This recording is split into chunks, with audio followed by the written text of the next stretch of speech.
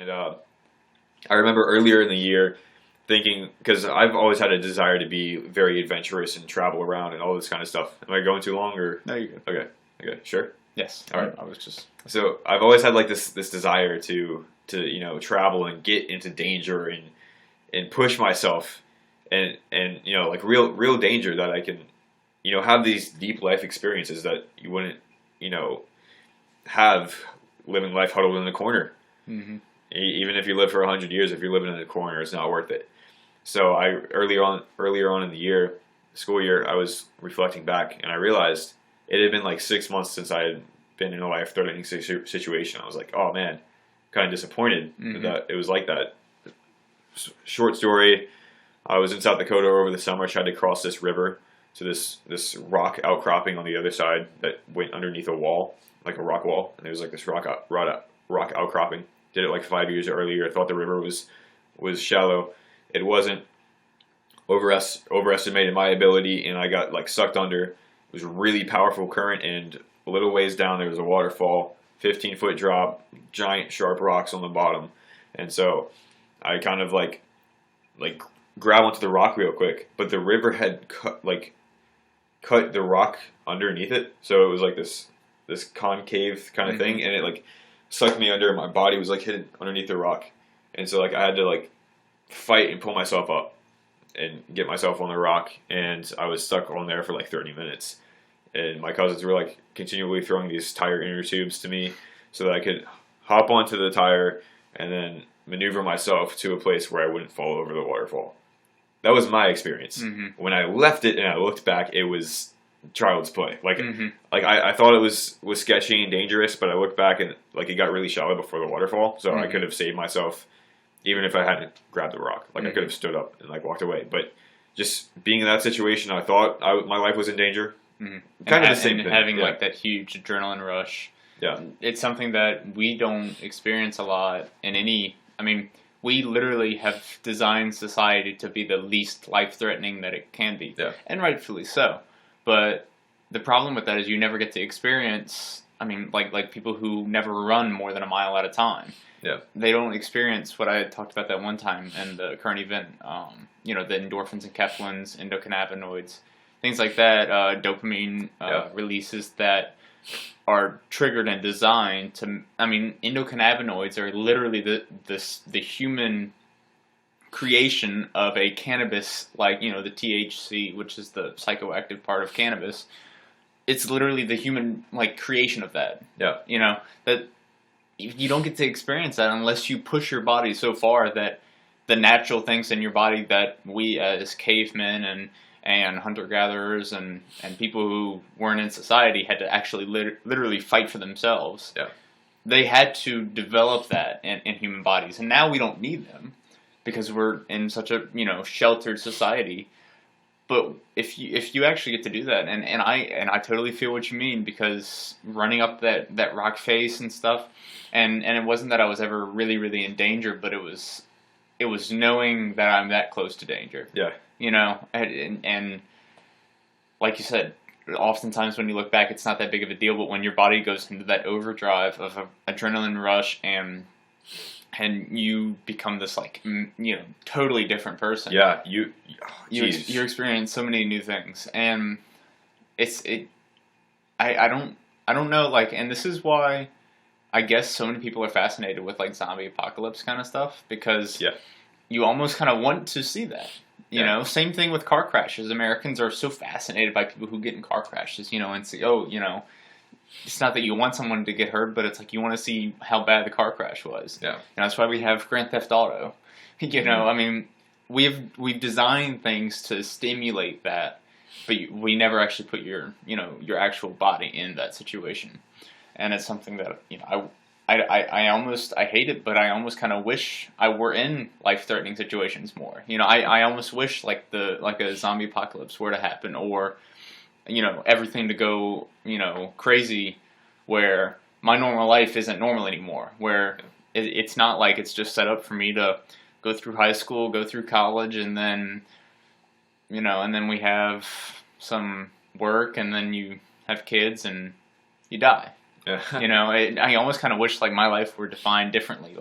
Yeah, or like the Revolutionary War. I mean, people who lived through that, it's so cool because they moved from England, came here, and at least their ancestors did, and then they were born here. They became part of this revolution, made a government. I mean, that's so cool, And it's like, no, I don't really want to, and influence an anarchy and overthrow the national government because that's not going to work.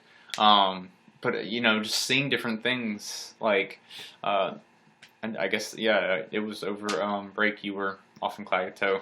My mom and I saw London Has Fallen, and it's about this huge takeover pretty much and killing of all of these different prime ministers and leaders of countries and stuff. And it's crazy because you're sitting there like, I almost kind of wish this did happen to throw my mind into that state. Yeah, not because like you want people to die or anything, right? Just because you want to have that you want that excitement and that you're in a dangerous situation. You have to like maneuver your way out. Like the 2012, that's one. World War Z, that's one. Yeah. Have you seen those two movies? I think I saw 2012. I haven't seen World War Z, but but I've seen like trailers and stuff for that. I know the general plot of it, but. Again, like you said, it's not because you want to see anyone die, but it's just that it's like Call of Duty. Why do we buy things like Call of Duty? It's because we want to be as close to having to fight our way out of the battlefield with a gun, and shooting all the bad guys without actually having to do that. Yeah. But it's just so cool because you can get to that point, not have to actually kill anybody, and be life-threatening. And do things like you're saying, going up the rock face. I mean, I can just imagine, going up and then your hand, just crumbled down. It's like that happened. Yeah, not hand, but like I was close, man. Like I was close to falling. Yeah, it was so crazy. And you're gonna either die or get hurt, and you might die from that. Yeah. If you fall off the rock face, it's just a fact. Yeah. Like you said, you were getting so close to the cliff on Canyon de Chelly. I took a picture where like my feet were on the edge, and we feel like we have enough sense of agency that we're in control of what's going on. But that if you were to actually fall down that cliff, you would die. Mm-hmm. And we would play around with this thing where we would all like go really close to the cliff, or we would like hop on a rock that was basically like kind of extended away from the rest of there was like a wall face, but sometimes there would be these rock outcroppings. We go our way onto them. And even though we all knew we had ourselves in control, we all like kind of agreed that something happens in your body when that happens. Like there's like this rush that happens that I don't know what it is. But yeah, back to what you were saying, like I don't desire to be in life-threatening situations because I have a death wish or because I want to die or anything like that. That's the absolute opposite. It's because I want to live. I want to live fully, and I want to like I feel like that is an experience of living fully, and you don't have to like put yourself in life-threatening danger to live fully. But I do think that everyone should have that experience at least once. So like we were climbing up this thing, and we get up to this canyon wall, and everybody went ahead of me, and I didn't see what ways they used to maneuver. Like you're literally scaling a wall, and like you're trying to like figure out how you're going to maneuver your body around these outcroppings so that you don't fall off the face and die. And meanwhile, you're like 1.5 or 2 miles away from a road, which is probably like an hour. No, actually, they have a hospital near Klagetoh. I figured that out. Ganado. Yeah, they have one in Ganado. But anyway, it's still not like a big scale hospital. I mean, it's just it's Ganado Hospital. Yeah, that's about it. So I'll show you a quick few videos. Do you mind if I do this during the podcast? Yeah. What I'll do is I'll have you send them to me, and I'll put them playing like when you show me. Let's see. It's so weird with Klagetoh because there are experiences that only having been there we can relate to each other about. There's no way, and that's one of the problems with making this podcast for this. There's no way we can explain this to these watchers. It's only by experiencing that you actually know what it feels like. It's so awesome. My expectation of what it was so different than what it actually was. So here's a failed picture of a beautiful sunset that I'll talk about later. Okay, so let's see. Let me put this into perspective because I was the only one with a phone out there. So they asked me to take pictures. This is the wall that you have to scale, and you're walking across it. Arizona. We're climbing over to some ruins. Those guys are over there scaling the wall. The other guys are way down there. Huh? That's much bigger see than I that? thought. Oh, hey. That's Josh. Mhm. That's Chris. Mm-hmm. Unreal. I'll check back. Right, that's Chris basically hanging off a rock. Like if his hand goes, he goes. That's Chris sitting off of a rock. This is the ruin right here. This is the ruin that we were talking about. There's like an inlet in the cave. I'm sorry, this is probably going to take forever to edit, but anyway, there's this inlet, and these people must have been small because their doors were very small. And this looks hilarious when Bo actually goes into the ruin. So basically, this guy in the distance right here, that's Josh, and he's sitting way out there. And to get where he is, you have to hop into this small window, and then the only way out of it is like there's a small path that you have to crawl underneath, and it's one of those like you're crawling in a cave and it's getting smaller and smaller. One of those kind of feelings because it was like claustrophobic. But anyway, you crawl through, and then boom, here it is. All right, we're in the ruins. Up on this ledge, I just scaled a wall. It was pretty sketchy. You see Bo in there going into the ruins. You go join him. It's freaking awesome up here. Yeah, there's Chris, Josh, Bo, the other guys down there. And That's two much climb up, so higher than I had expected. Yeah, we had to climb like way up. That's Josh being a thug, a young thug. Who was it, Josh? Who? That's Coach Jordan's son. Oh, okay, yeah. Yeah. You might want to edit out the young thug part. I'm sorry. I keep making this longer for you, but I mean, look at that. It's crazy. And let me see if I have any Canyon de Chelly.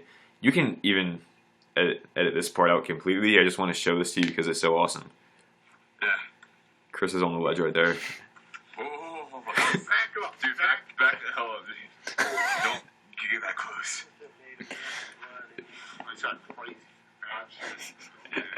I could hear it in y'all's voices, like, oh, no. And we found a real life Minecraft. Like, you know, have you ever seen Minecraft or played it or anything? It's like these rocks, and you look down and you can kind of like hop. This happened. It's the video doesn't do it justice, but Yeah. All right, this is a real life Minecraft. There we go. It's a real deal. I think what's most amazing though is how flat the rock faces are. yeah, And like I think one of the memories that I remember most, it was when you're at the bottom of the trail and you go over that bridge over the little river. yeah, On the if you're going down the trail like this, Yep. and then you cross over to the To the right side, yeah. On this side, you've got the rock face, that you were on top of. Yeah. I went up to it and like I went up to hug it because, yeah, and I know it's weird, but no, that's fine. well, but the idea that I had was this is all one big rock.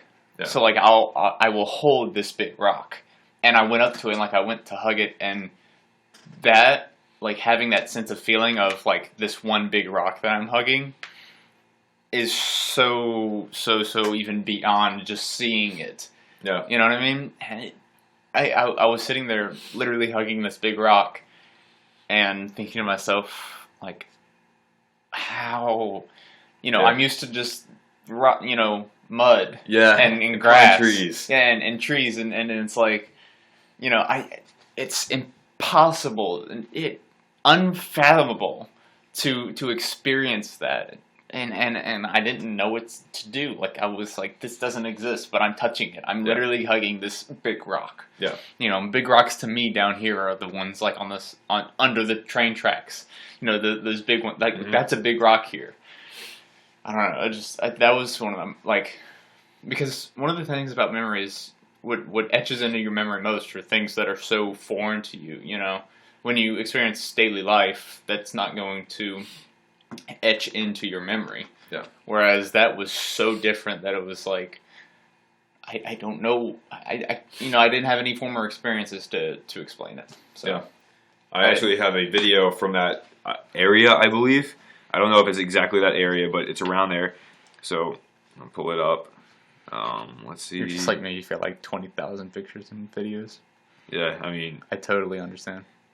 let's see. This is Nice selfie. Yeah, that was actually supposed to be a video. Let's see, where is it? Where'd it go? Okay.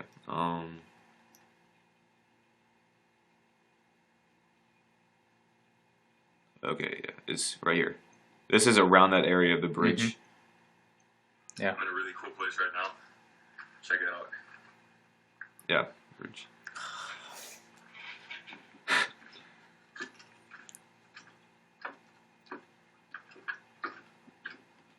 Yeah, it was this rock back here. Yeah. That one that I was hugging. But it makes me feel like crazy seeing that, because it's like, I've been there. Yeah. You know, when we went up to, this is sidetrack, but when we went up to Vancouver, we went up to a Capilano, I think it is, like, you know, Canadian Park or whatever. And they have this huge suspension bridge, like 150 feet long. And one of the guys I follow on YouTube, his YouTube thing is Blue Mon. He has a hair and style kind of thing, and his name is Joe. But I saw literally a week after him post a picture from there. I was like, oh my gosh, I was right there. That's awesome. And because, you know, no one famous lives here, and so going to places where there are famous people, it's like, holy cow, I was there. Yeah. So seeing that, it's like, holy cow, I was like right there. Because I was just kind of reliving that moment of hugging the rock, and then I saw that, I was like, oh my gosh, I'm there. Yeah. So it's something that I don't think is possible to explain truly in words. No, you can't.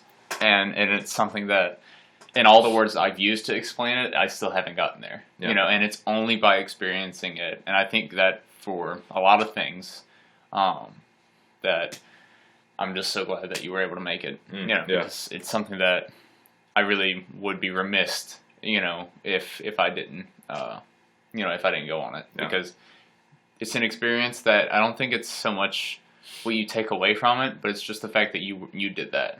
I mean, it really gives you it gave me an appreciation of the Navajo people and of living in poverty. Yeah. Because, you know, you're not going to be rich there. There isn't that disparity. There is no disparity there. It's a simple fact of, you are human, this is a human, we are all humans. There's no hierarchy. And literally no hierarchy. Yeah. And I've always been interested in, you know, indigenous and hunter-gatherer cultures. You know, I had like this almost idolization of Navajo people and Navajo culture. When I got there, I just realized they're just normal people, just like us. And so, like, I realized, like, they still have a beautiful culture, but it's not something like, oh, wow, this Navajo person is, like, should be put on a pedestal. They're just another person just like me. And so that was a, you know, I think Miss Ella did that for me, for sure. Just reminded me of one of my great aunts. Just kind of like, you know, a chill old lady, you know. But did you see the double-edged axe? No. Okay. We broke like 3 axe handles. We broke one. So wait, did y'all have one? I don't know. I think maybe the Bernard brothers might have actually gotten a new handle. But did y'all have anyone that had, like, the whole thing was duct tape? No. Okay. Well, maybe that one already broke. But literally, it was like me and JT were sitting there, and he was holding the tape, and I was just taking the axe and the thing, and like, you know, going around the head like a whole bunch of times, and then like all the way down the handle. Yeah. Then we would go and take like one axe, you know, hit on it, then it'd break. I'm like, duct tape literally can't fix axes. It won't fix axes. Yeah. But I learned that. Not that I would need it anywhere other than Klagetoh. But I'm you know, super glad that you were able to make it. Yeah. Any last things you have for the podcast? Yeah. So, like, a lot of times you and I, we talk and, like, philosophize and put out these very existential ideas. And a lot of it's very, you know, logical or cognitive or not really, like, grounded, I would say. And here, my, like, awareness of, like, what really matters in life, that was, like, more of a knowing than a thinking. And when I started driving back into these cities, I just kind of felt this sense of sadness. Like, wow, they're living like this? Wow, they wake up in the morning and they put on a suit and get in this metal car and drive on this piece of asphalt. Like, I just felt this, like, and they're trying to search for something, for some kind of happiness by doing this. Like, I don't know, like, that really bothered me. and it was just like this weird, strange. Did I already say I got a culture? Yeah, I did. I got a culture shock by walking to a Walgreens 70 miles away. Because we had not touched the city yet by that point. And like for us, I didn't even go to Gallup. So Yeah. once we got to Chaco Canyon, I didn't see civilization again until we got to El Paso. And actually, I remember we started going down and we were just going because we had to go south to El Paso and then across because we had ice and snow coming. And I remember we were just going through. There were these mountains on the side. And there was just nothing. I mean, there were even tumbleweeds that went across the road. Yeah. Nothing was out there other than life. And then there was this little blue sign leading up to like a fork in the road. Yeah. It said McDonald's like 0.3 miles. Yeah. We're like, how is there a McDonald's out here? And so we stopped and we followed it. And then we went over this road. And there was like a city. We're like, what is that? City? What is this? Yeah. And then we went into McDonald's. I'm like looking around. Yeah, like what is like I was looking at the menu. I was like, well, I know that's what I used to get. I don't like. I was confused with what to do with life, and then I ate on. I was like, all right, it like brought me back to regular life. Yeah. I was like, oh, okay, so this is what I used to be like. Okay. Yeah, and man, me and Eric, he drove me back to my house because I didn't know how long it was going to take to unload the car, and he also wanted to go to a track meet afterwards. So I was like, all right, cool, I'll ride with him back, and we both had the same experience. Apparently, the season changed over the week. When we left, it wasn't very. I don't know. Today was beautiful in Diamond Head. It was absolutely beautiful. Everything was super green. And I don't know if it was like that when we left, but we got back, and me and Eric, we both had the same experience. We were looking around and like, I've never noticed these birds chirping here in the bay. Look at the grass, it's so green. Look at the tree leaves. They're all so green. And like we both felt, Eric said this, and I felt it the same way. He felt open. Like my vision, my perception of what was around me when I parked in the bay was totally different. Because you drive through, we spent like 30-something hours on the way there, 20-something hours on the way back. And you're driving through all these different towns. There's just one town after another, after another, after another. Some people spend their whole lives in one town, and that's their entire world. And then you're like, kind of like, you engage this new town with like a sense of openness, like you're taking it all in. I came into the bay with the same thing, and like I realized in my daily practice I have tunnel vision. Like I'm sitting there in the car, listening to my radio, and just thinking. I'm not even there in the car. I'm just somewhere else in my mind, and How much longer can I go? You're good. Okay. Okay. So I realized like it was all open, and me and Eric were both just like, oh my gosh, look at that! There's so much green everywhere because Klagetoh is basically just orange, and it's absolutely beautiful. You can see so far. I call it big sky country. That's like a common term for areas like that, big sky country. But oh my gosh, we got back and we're like, I don't know what it's gonna be like going back to my house. It's just gonna be weird. And like we both had that same feeling, and I don't know. Like one thing that we both agreed upon, he went to Kairos and he had a similar feeling of what we were talking about. Is that like something like Kairos? I've never done it, and something like Klagetoh, I would assume this aspect of it is similar. Is that they strip away all the environmental things that build your external persona up. And whatever things, and they allow whatever is truly you just to happen, and that's like who you're really supposed to be, I guess. Like because they just strip all that away, and all that's left is you, just the core, and whatever it is that you're really supposed to be, and it's really cool. But like I kind of had that feeling of the McDonald's when we started driving into Louisiana and get into humidity and low elevation. Like I started feeling a change. Like I felt back to like kind of similar to what I felt before I left, and I was like, "What's going on here? Could it be the elevation that's making me feel differently?" Like in the humidity, I started to feel my lips go unchapped. My lips were so chapped, I felt like they were gonna fall off my face. It was insane. Yeah, I had it wasn't that piece of chapstick. It was another one, and the whole like labeling and all rubbed off because it was in my pocket. But at least 3 times a day, I had to apply chapstick out there. And I remember Alex, we were out working with him, and I think Bernard's too, and he was up on the roof, and I pulled it out and put some chapstick on, and Michael was right next to me, and Alex is like, "Oh, you put makeup on? You put makeup?" And he's like, "My wife's in there. You can put on, makeup," just because he doesn't need it because he's used to that. Yeah. But it was just another like factor of this, civilization. Oh, let me get chapstick so that way I don't get chapped. And then that's not even like part of what they need because they're used to it. But Yeah. it's still such a different world. Yeah. You know what I mean? Completely different way of experiencing everything. I don't even know. It's so awesome. Mm-hmm. Did y'all go to the Trading Post? Yeah, Hubble Trading Post. We went there Mm-hmm. once or twice. Really? Yeah. Oh, did you get anything? Got this. I got a bracelet. Previously, it broke. Bo gave me a solution to it. I have to drip candle wax on it, and that'll fix the bracelet. But I really like it. It's like a certain person who works at school kind of style. Uh-huh. I try to leave those names out, just Mm-hmm. protect their identity with school Right. or whatever.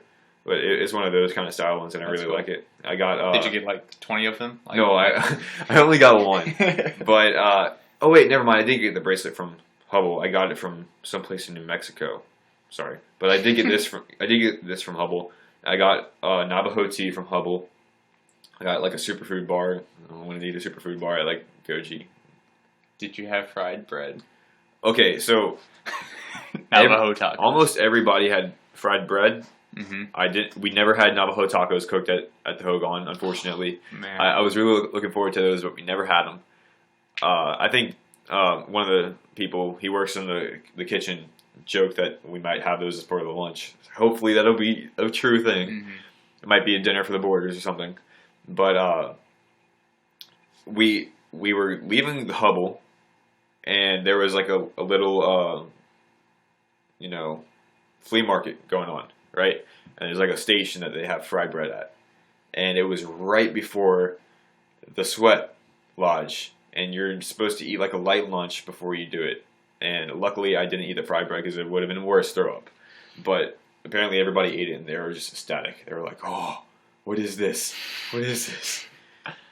I hate that you missed it, but I understand with the sweat lodge. Yeah. Because, like, the only way I can describe it is a pizza-sized piece of beignet. Yeah. And because I didn't have it with, like, all the taco stuff, because I don't really like tacos as much. But I just put, like, honey and powdered sugar on it, and it was just, like... I remember I had one, and then I went back and got another one. I couldn't finish it. I had, like, one bite left, and they were like, "Finish it." I was like, I can't do it, man. Because I was like full. I was almost sick full because that's not what you want to have for dinner. Just a whole big beignet. And I was like, my life is complete, dissatisfied right now. So that's cool.